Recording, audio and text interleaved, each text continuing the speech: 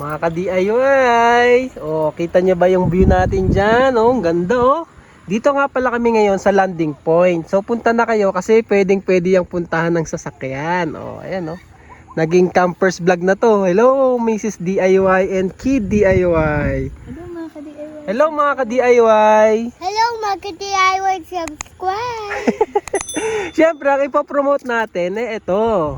Yung ating DC fan, na camping fan from Auto Project Philippines. Oh, may remote, laksan nga natin.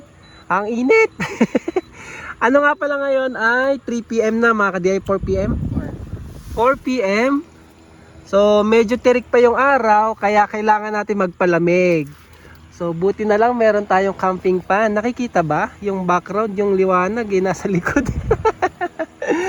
Oh, astig! So, baka hindi pa kayo sumasali sa ating giveaway ha. Comment kayo dun sa unang video, sa unboxing video natin kasi mamimigay tayo niyan mga ka-DIY. Yan nga pala mabibili ng 3,100 sa Shopee pero gamitan nyo ng voucher, kaya nyong mabili yan ng 2,500. Siya nga pala sa mga nagtatanong, brushless motor yan kaya medyo pricey siya kasi nga brushless motor mga ka-DIY. Pag brushless kasi, panghabang buhay nyo na gagamitin yung motor niyan, walang mapupudpud na carbon contact mga ka-DIY. So ayun no, ganda ng setup natin dito. Naka-tarp tayo, yung aming tent at saka yung ating camping fan. Oh, di ba? So enjoy the view.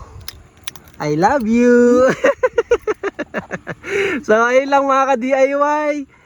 Thank you ulit Auto Project Philippines para sa ating camping fan. Wait lang. I-ano nga natin para kita nyo. Ayan o, kita nyo ba?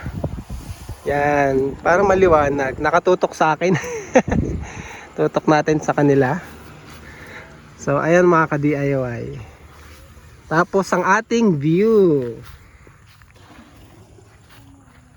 Oh.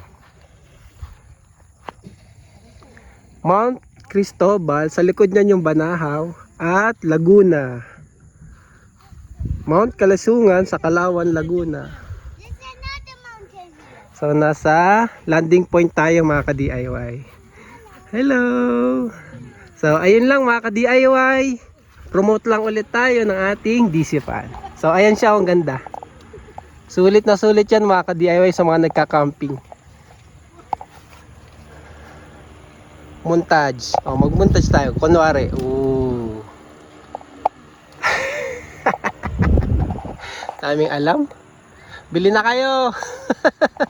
Mga ka-DIY, sali na kayo sa raffle. Check nyo yung unang video ha. Baka manalo kayo niyan. Sayang din. So yun lang. Maraming salamat and thank you for watching.